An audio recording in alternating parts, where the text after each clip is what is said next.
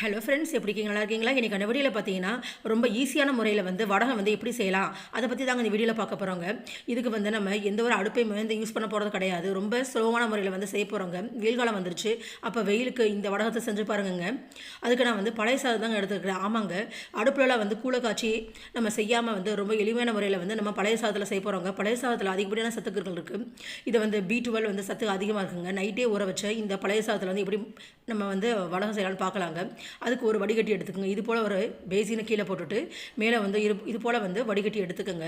இதில் உள்ள தண்ணியை சுத்தமாக வடித்து எடுத்துகிட்டு தாங்க இந்த வடகம் செய்யணுங்க. ஒரு சொட்டு தண்ணி கூட இருக்கக்கூடாது. அப்போ தான் நம்ம நினைக்கிற அளவுக்கு வடகம் ரொம்ப மொறுன்னு இருக்குங்க. இப்போ வடிகட்டின தண்ணியை பார்த்தீங்கன்னா வேஸ்ட் பண்ணாதீங்க. இந்த தண்ணியில் உப்பு போட்டு குடிச்சிட்டு வாங்க. உடம்புக்கு ரொம்ப குளிர்ச்சியாக இருக்கும். வெயில் காலத்துக்கு ரொம்ப டேஸ்ட்டாக இருக்குங்க. இப்போ ஒரு 5 நிமிட்ஸ் தண்ணி சுத்தமாக வடிகட்டுருங்க. அவ்வளோதாங்க. இப்போ தண்ணி சுத்தமாக வடிகட்டியாச்சு. இது ஒரு தனி பாத்திரத்துக்கு நம்ம மாற்றிக்கலாங்க. இப்போ மிக்ஸ் ஜாரில் நான் ஒரு 6 பச்சை மிளகா சேர்த்துக்கிறேங்க. உங்கள் காரத்துக்கு மாதிரி சேர்த்துக்கோங்க. முதல்ல இந்த பச்சை மிளகா நல்லா அரைப்பட்டதுக்கு அப்புறம் தான் நம்ம அரிசி சேர்க்கணுங்க. இல்லைனா மிளகா அரைப்படாது. இப்போ மிளகா அரைச்சாச்சு. இப்போ நம்ம ஊற வைத்த சாதம் இதை மிக்ஸ் ஜாரில் நம்ம சேர்த்துக்கலாங்க. நீங்கள் மொத்த அரிசியும் போட தேவையில்லை. 2 தடவை ஷிஃப்ட் பண்ணி அரைச்சிக்கலாங்க. இதில் நம்ம சீரகம் சேர்த்துக்கலாங்க. தேவையான அளவு உப்பு சேர்த்துக்குங்க. நான் இந்து உப்பு சேர்த்துக்கிறேங்க. இப்போ ஃபஸ்ட்டு நம்ம மையை அரைச்சிக்கலாங்க. இப்போ மையை அரைச்சதுக்கப்புறம் தாங்க நம்ம இந்த அளவுக்கு தண்ணி ஊற்றினா போதும். ரொம்ப தண்ணி ஊற்றிடாதீங்க. ரொம்ப தண்ணி ஊற்றினீங்கன்னா தண்ணியாக போயிடுச்சுன்னா வடகம் புளிய வராது. ஸோ அளவான தண்ணியாக ஊற்றிக்கோங்க. பாருங்கள், இப்படி உருட்டி கீழே போட்டால் தொப்புன்னு விழுகணும். இதுதான் பதங்க. இப்போ ஒரு வெள்ளை வேஷ்டி எடுத்துக்கோங்க.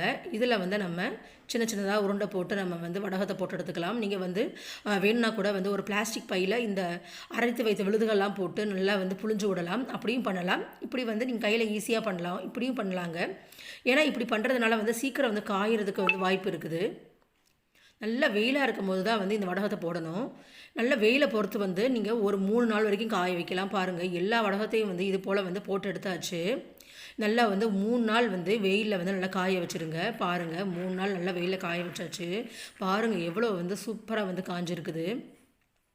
இப்போ எண்ணெய் நல்லா காயட்டும். எண்ணெய் காஞ்சதுக்கப்புறம் ஃபஸ்ட்டு 1-2 போட்டு பாருங்கள். அப்போ நான் மேலே எலும்பி வரணும். அதுதான் கரெக்டான பதம். அதுக்கப்புறம் தான் மற்ற வடகத்தெல்லாம் நம்ம போடணும். பாருங்கள் எவ்வளோ கலர்ஃபுல்லாக சூப்பராக வடகம் வந்திருக்குது. அவ்வளோதான். இப்போ பாதி வடகத்தை போட்டு எடுத்தாச்சு. இது பார்த்திங்கன்னா அவ்வளோ மொறுமொறுப்பாகும். காரம் கரெக்டாக இருக்கும். அப்புறம் பார்த்திங்கன்னா உப்பு கரெக்டாக இருக்குதுங்க. நீங்களும் இது போன்ற வடகத்தை இது போல் வெயில் காலத்தில் ட்ரை பண்ணி பாருங்கள். வெயில் காலத்தில் தாங்க இது போல் வடகம் செய்ய முடியும். அப்போ தான் நல்லா வெயில் இருக்கும். வெயிலில் நல்லா காய வச்சா தான் இந்த அளவுக்கு நம்மளுக்கு வடகம் நல்லா மொறுன்னு இருக்கும். பழைய சாதத்தில் செய்கிறதுனால உடம்புக்கு ரொம்ப நல்லதுங்க. உங்கள் வீட்டில் கண்டிப்பாக குழந்தைங்களுக்குலாம் குட்டீஸ்க்கெலாம் செஞ்சு கொடுங்க. பழைய சாதத்துக்குலாம் தொட்டு சாப்பிடுங்க. அவ்வளோ சூப்பராக இருக்கும்.